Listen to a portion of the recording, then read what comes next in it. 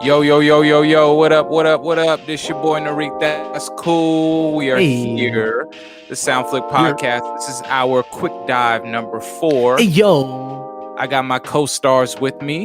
Hi, my friends. man, A Sincere. That's me. And my man, Skywalker Mike. Man, that is also me. Low-end God. The low-end God. Yes, yes, yes.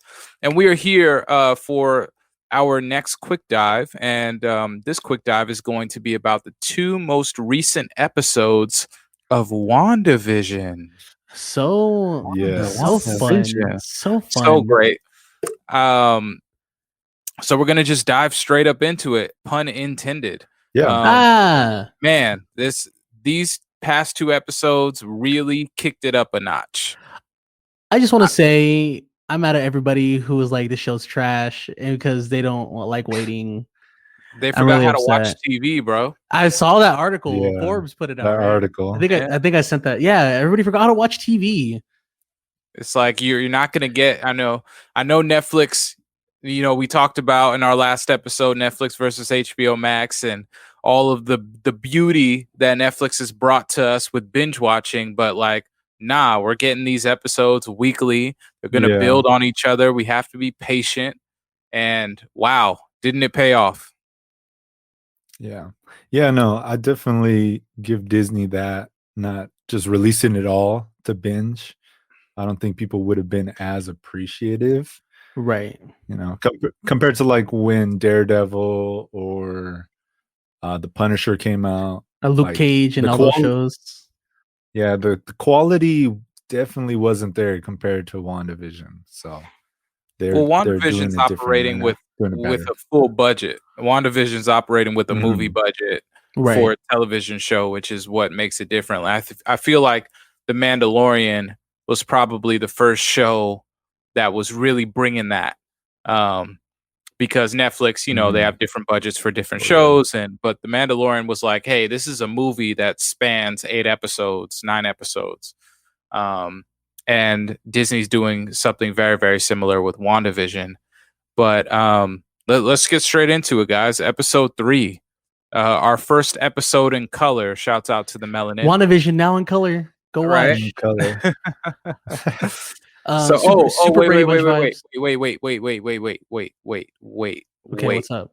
Wait. What up? What happened? Wait. Happy Black History Month, guys. Happy Black History Month, bro. Just wanted to put that out there. No, you have Black History Month, man. Yeah. Thank you, man. Thank you. I just want to say LeBron kissed out a white lady. Things are going well. So dated now. It's all good. It's all good. But yes, episode 3. We are now in color in WandaVision, and what era are we in? Is this the 70s? This episode's the 70s because the Super Brady Bunch vibes. We'll get into like the mess ups. Yeah, we'll get in kind of like how on the show how they're like, I don't know if it was intentional as far as like them saying, oh, are we still in the 50s? Because I don't think that's accurate visually, you know what I mean? As far as like the aesthetic, but who knows? I'm not sure. Who knows? Who knows now if anything's set up, like if this is intentional or not? You know what I mean? It definitely seems like that they're going, you know, by the decade per episode, which would put them into our decade of 2020 on the final episode. If this has, I believe, 6 total, maybe it's like somewhere around there. I will put it in. There's 9 episodes. So. Oh, there's 9 episodes. I thought there's 6. I believe so. Okay. Hey, well, that's even better. No. That's even better. I'm here for it. Okay. We're not even halfway done, and things just got crazy. Perfect. So this 3rd episode kicks off with Wanda being pregnant, which I don't know how that happened, but it happened. What do you mean how it happened? The doctor explained it. When 2 people love each other. That's how I heard it when I was younger. They do things. Wait, hold on. Let me get off my bad. Let me get off my bad joke. The Marvel Universe blessed her with a stork/Stark. Oh, it's your boy. I'll be here all year. Joke. Okay, it's all right. You know, he's gonna go back to the locker room. He'll come The back. Stark brought her a baby. No, come back at halftime, bro. Yeah, come back at half. I'll come back and piss at a white lady. It's all good. I think it's hilarious because Vision, or the actor that played Vision, Paul Bettany, said that while they were filming Age of Ultron, Joss Whedon wanted to give Vision, appropriate man parts, give him that kind of anatomy. So he had his whole team draw up what Vision would look like with the dick. And as soon as he was able to see it for himself, he said, "No, this is a stupid idea. I never should have done this. Never should have wasted this time." And Paul Bettany said that in an interview recently. Out, I guess.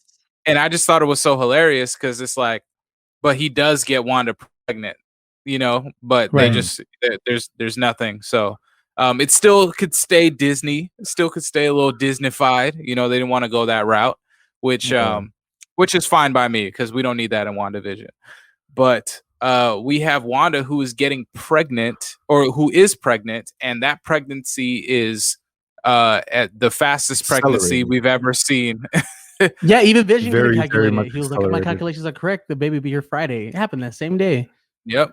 Well, he said it too, like, who knew birth labor would be so unexpected or something, because I mean, usually when somebody's like, oh, you're gonna have your baby on this day, some people are a week early, 2 weeks early, or even late. So I just want to say, he was just going off data that he had. If Vision can phase through people, shouldn't his pullout game be a little bit better? Yeah, that's what I would assume. All he has to do is just fall through the floor. You're overthinking it though. Yeah. That's overthinking it. Am I Skywalker? He probably can't. He probably can't. I mean, he's probably can't control it during that time. We saw them go under the covers, I think, in episode 2, and I figured, okay, she's gonna probably get pregnant. And yeah, I mean, they kept mentioning it for the kids, for the children, and there was no children, so I'm pretty sure they were trying to refer to that. And now we're here where she has twins. Where I guess she didn't even know they were gonna have twins. They only thought they were gonna have one kid. And then boom, surprise. Which I mean, she is a twin herself, and it is it increases the percentage of the chances of you having a twin if you are a twin or have twins in your family. Supposedly, I mean, that's what I've heard growing up. I don't know how true that actually is. I have cousins that are just like, oh yeah, it skips a generation, so I had twins, so my kids won't, but their kids will, and stuff like that. So I believe it. Yeah. I have a theory about the two twins that we can touch on a little later. Let's touch on it, man. I know Vision was trying to touch on. I'm just kidding. I don't think both of the twins are theirs. I think only one of the twins is theirs, and one of them might be evil, and one of them might be Mephisto's. If that still even is a thing, because we still don't even know what is going on. Right? Because I see what you mean. Yeah. Because that has been a theory. Yeah, I guess Mephisto can't become a human. Like, he can't just create a body out of nothing. He has to do it some way.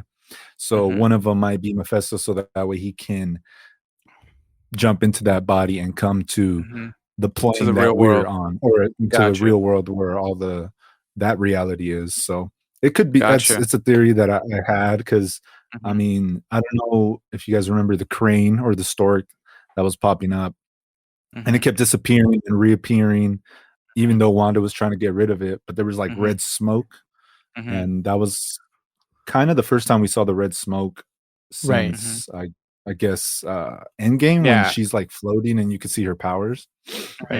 So not sure if that's Mephisto, the animals himself, because that's the only way he can probably appear, or if that's the baby's powers, because see, and the whole episode was going crazy.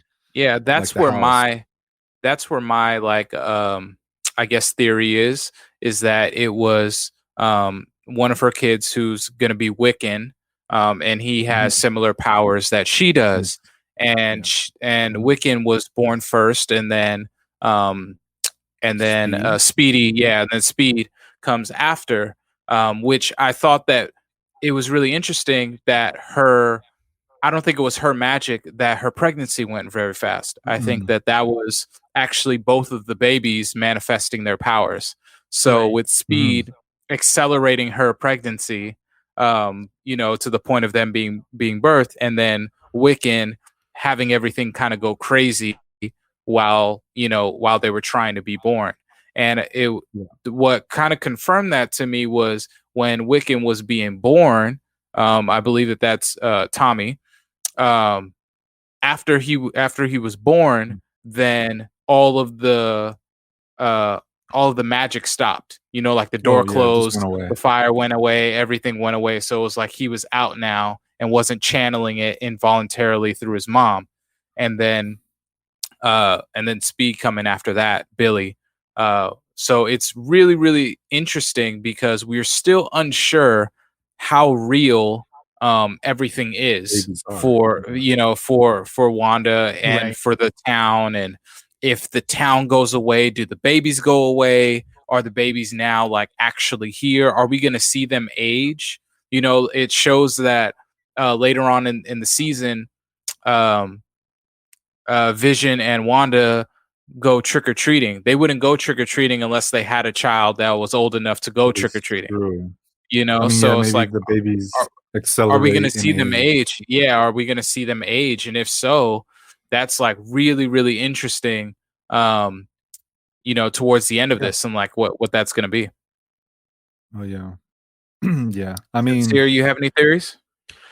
So what's crazy about that episode is I wasn't focused too much on like what you guys were, right? As far as everything happening, my assumption is just like Wanda just not having control of it because labor is like something she's never felt before.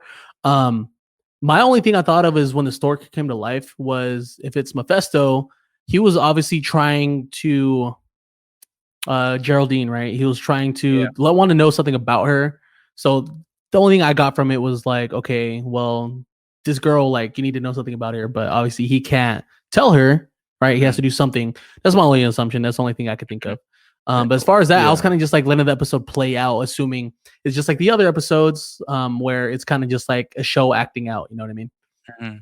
Yeah. Mm-hmm. Yeah. Going to Geraldine, which I think her name in that episode 3 was Foxy. I think she mentions it. No, that like, wasn't her name. She's like, oh no, it's Foxy. But that's not her real name, obviously. Yeah, she was talking about her coat, that her coat was Foxy because it was the time period of what it was. Yeah. Right. But she was going by Geraldine. I thought she said her name was, oh no, it's Foxy, but I probably misinterpreted. But going back to Geraldine, she's pretty much there the whole time. Wanda's trying to have her baby, trying to hide it. And, she notices everything's like going weird, but she kind of just discounts it, kind of just going back to her Wanda kind of erasing their memory or just trying to make them, believe or see what they or what. Yeah, because she says, I'm sure there's a huge logical explanation. Right. Yeah. And oh, sorry, go ahead. No, go for it. I was just saying, like, what was kind of interesting to me was, which I think lends itself to like Wanda. In this episode, we kind of felt like, okay, is Wanda the villain or is she being controlled by somebody? And it was kind of going back and forth. Like, we have the theory of the stork, but then you have like, towards the end of the show, which we're unsure what happened, but Wanda is like saying that Geraldine just disappeared. Like, we're going to dive into that part. But then but what's interesting to me is that like Wanda wasn't sure that Geraldine wasn't a part of this in the first place. Yeah. And to me, it's like, if she is controlling everything and set this up for herself, then she would know everybody who's involved and who's not involved, So to have her not really know who Geraldine is, but then I also think it's interesting because Wanda started talking about something that wasn't a part of the town. And when she started talking about something, I guess her history. Yeah, like that's true. That's true with the boss, with the boss and the boss's wife. You talking about in that early episode or in this same episode? No, in the same episode, Wanda's just referring that she was a twin. She doesn't really bring up Ultron or. I mean, the accent comes back though. Yeah, she brings up Pierto, and I think in her doing that, it now triggered everyone else to start recognizing the world that something was wrong. You know? Right, and that's because during that time, Vision's outside having that conversation with Herb and I forgot the other girl's name, but Agnes. There we go. Mm-hmm. Yeah, and it seems like that other people know that they can't escape, but they just don't know why they can't escape. They don't know why this is going on, except for maybe Agnes and maybe Herb, you know, and as far as what we know. Maybe. But as Wanda was talking about things that were happening on the outside in the proximity of Geraldine said something that I don't even think she knew that she was going to say. And that response it just kind of came out. She was just like, "Oh, well, your brother died with Ultron, right?" And then realized, like, wait a minute, I'm having a like there are memories that are coming back that I don't know what's going on. Right. My name is Geraldine. I have these other memories, but what is really happening here? And I just thought that was really interesting. Yeah, I think even when she starts to deny what she said, I think at that moment she kind of breaks back into character and she's like, "What are you talking about? I didn't say anything." But I don't know if that was Wanda controlling her or if that was somebody else that kind of snapped her back into her character as Geraldine instead of Monica. So, yeah, so I thought that was really interesting. And this is the first episode where Vision is now suspicious. He's now like, wait a minute. I don't know. Well, actually, early in the episode, which was crazy, this is the first time that we've seen this with dialogue. Before that, we saw the beekeeper kind of get reversed out of the episode, right? Right. But this time, in episode 4, yeah. No. The beekeeper get reversed in episode 2. As soon as she saw the beekeeper, it went into like a reverse, and then in this episode, in this episode, Vision was like, "Nah, I think that there's something like wrong," and then it just like flashed over into Vision saying something differently, you know. And I thought that was really crazy. That was the first time that we've seen that. I think that's the only thing that bothered me about the whole show. That I know it's like, oh, she wanted to cut it back to how it was, but I feel like they could have still did the rewind thing. I feel like just that dramatic cut was amateur, but that obviously was intentional. So yeah, but yeah, no, I mean, yeah, Vision is starting to figure something out. Something is wrong. Even her and Agnes. I think Agnes already knows, but Agnes is, I think, trying to break everybody out or telling everybody what's going on because they knew she was pregnant when they were whispering. I don't know if you guys had the subtitles on, but they're like, "Yeah. You see Geraldine go in there? Did you see her stomach type thing?" And yeah, that's the good thing about having subtitles. It captures everything. Yeah, it does. It does. But yeah, that was episode 3. At the end, Geraldine goes missing, and in episode 4 we see, well, at the end of the episode we see where she goes, in the episode 4 is, it shows how she gets pretty there. dope. And it's stuff stuff really starts to pick up and fill in all the blanks. Yeah, because it was crazy because she got kicked out of Westview, and then we see a real time, for the first time in the show, real time people pulling up in trucks, and they have this whole thing that's stationed, and we're like, okay, this is a show within a show, like within a show. Like, we don't know what's going on here. Who are these people? Yeah. And episode at 4, that point, I thought, at that point I thought Sword had something to do with it. I was like, yeah, Sword is behind this. But in episode 4, we find out they still don't know what's going on. So, but at the end of I really want to talk about the beginning of episode 4.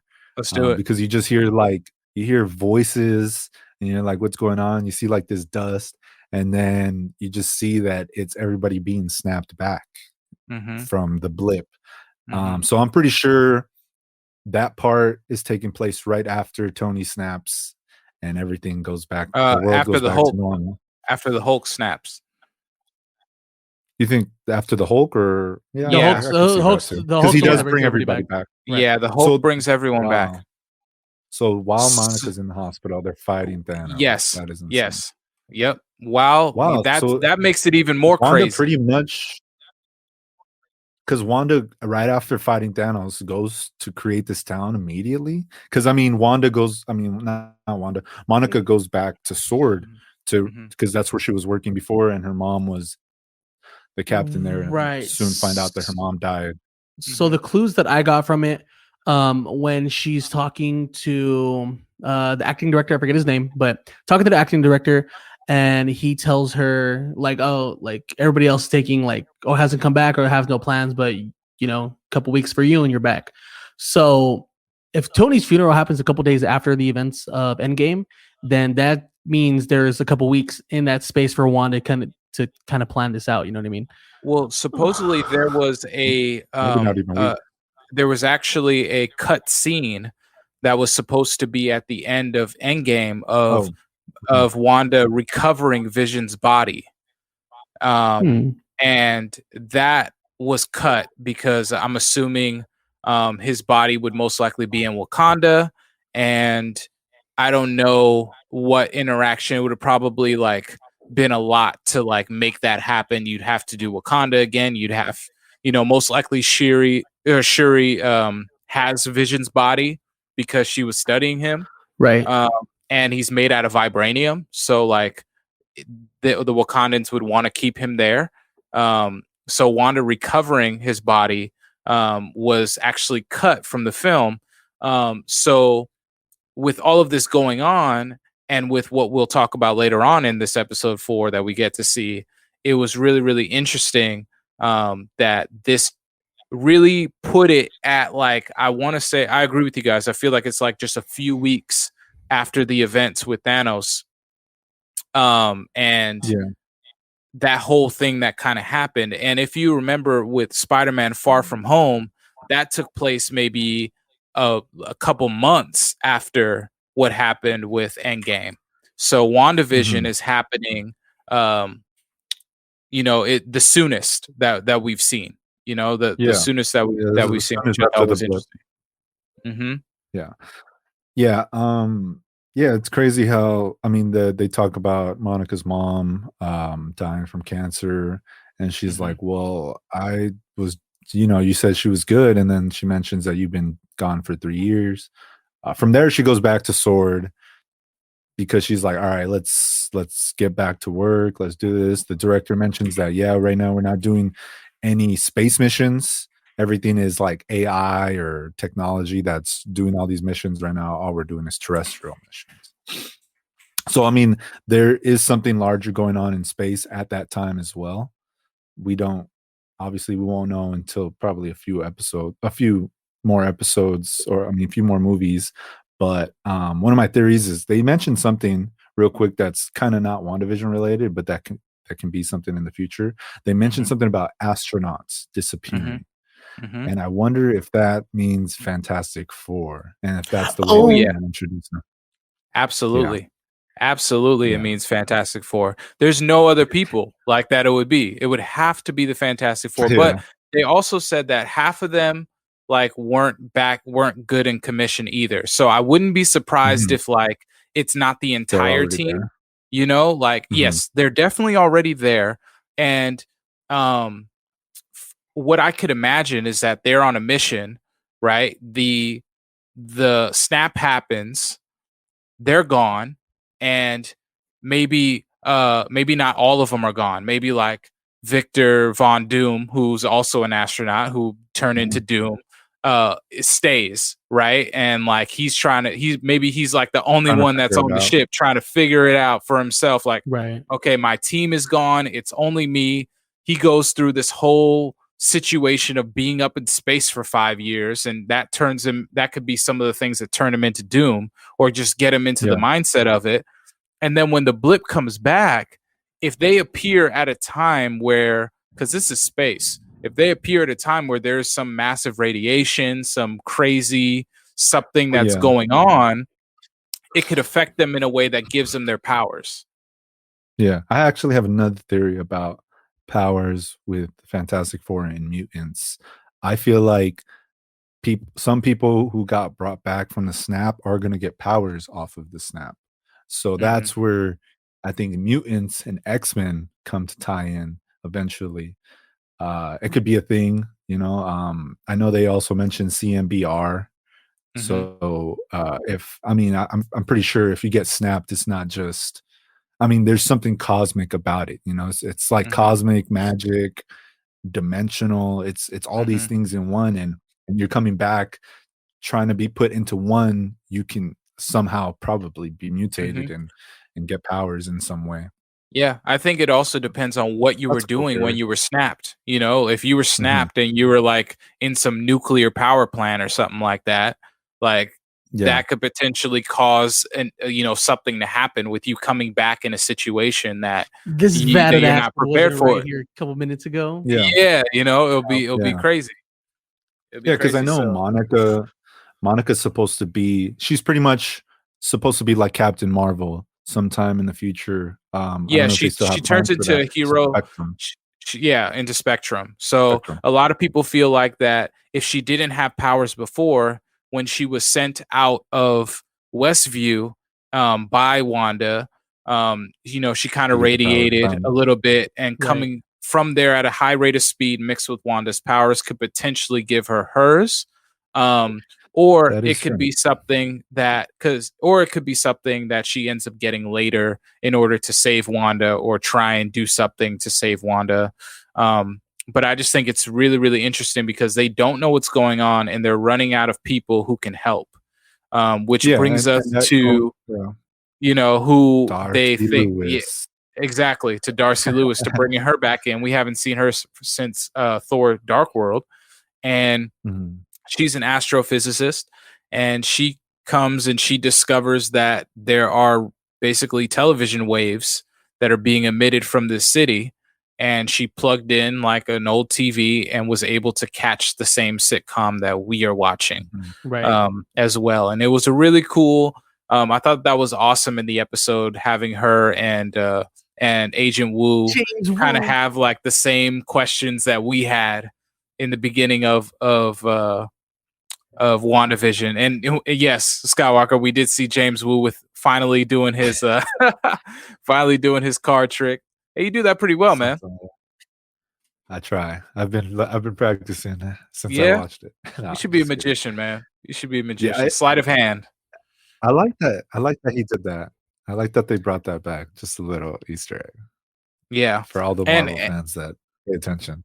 For real. And Agent Wu, actually, in the comics, he ends up he's almost like an Agent Coulson from the Avengers, where he ends up gathering a lot of Asian and South Asian superheroes and kind of has them on a team, has them like on the payroll, like Shang-Chi and Amadeus Cho. Yeah, it's super cool.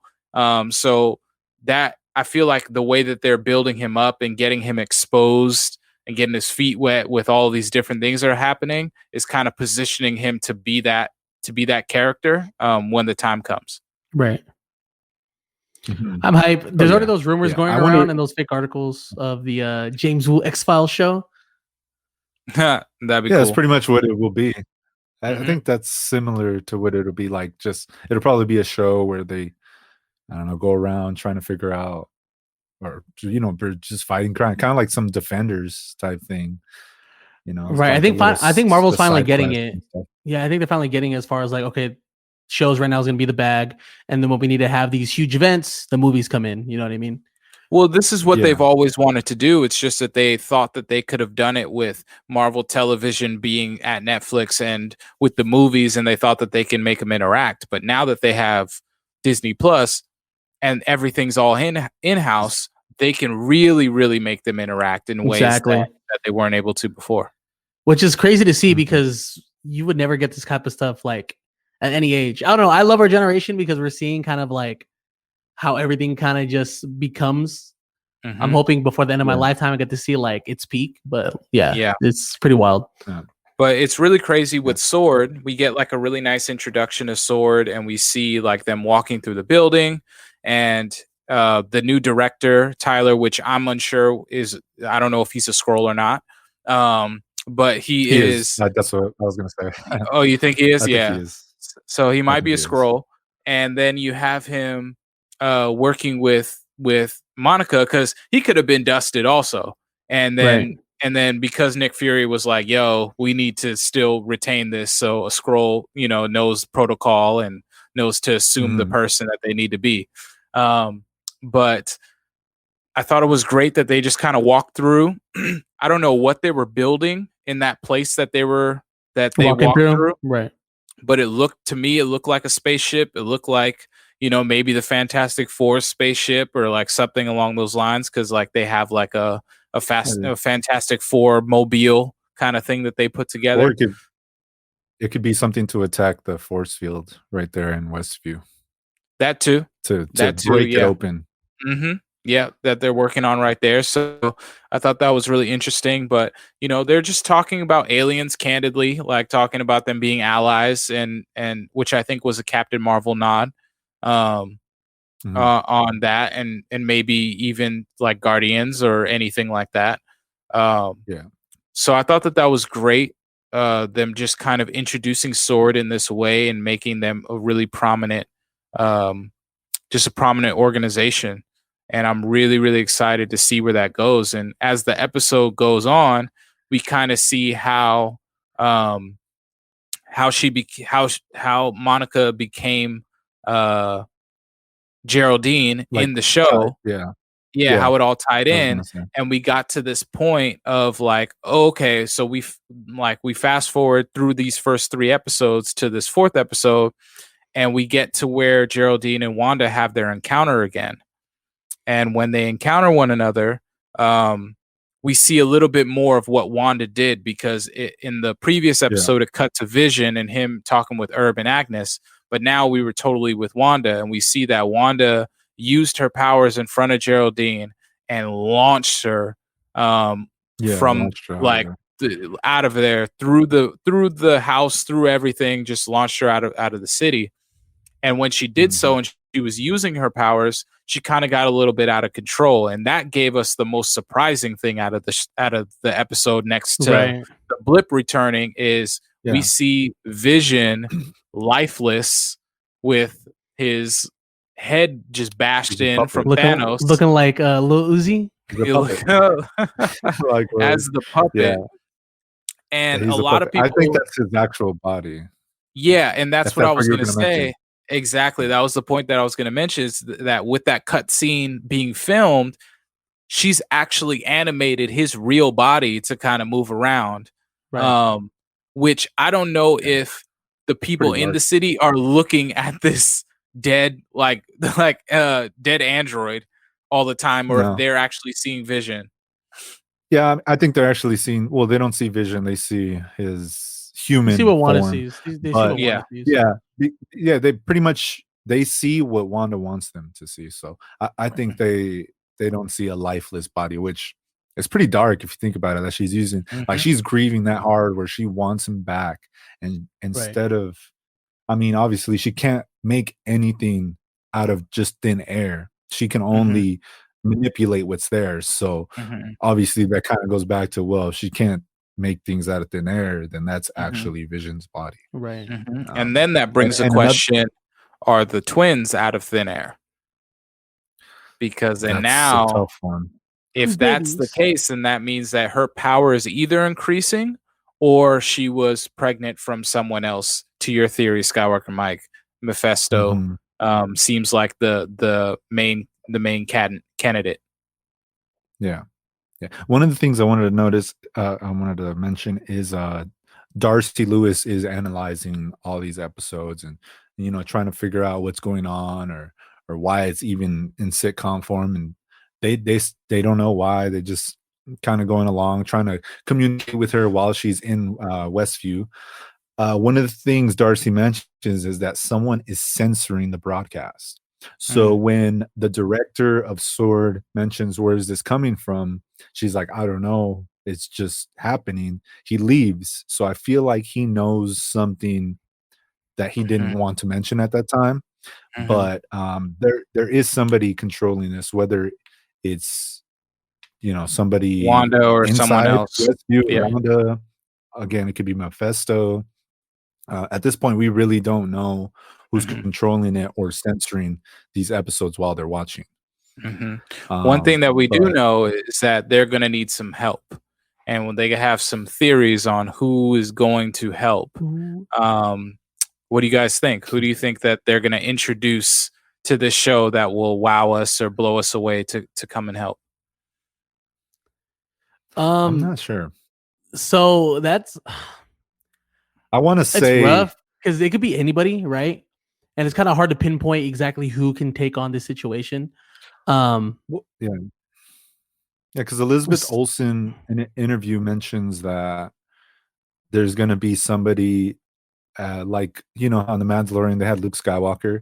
They're going to have somebody of that caliber of a character to be in the show, and the only person I can think about of that high budget is Doctor Strange. But right, and again, I don't know. Right, so I'm pretty sure it's Doctor Strange because it's setting a multiverse, right, some way, some form. But I think that's the last episode. So going off for like Narik's question, like who's gonna come to kind of like help contain first right away? I don't think it's gonna be Doctor Strange. It has to be somebody else. Which I'm like totally like at a blank for because I have a theory. I feel like it's going to be an X-Man. I think that it's going to be somebody who works out. I don't think Quicksilver. I actually think Beast from X-Men.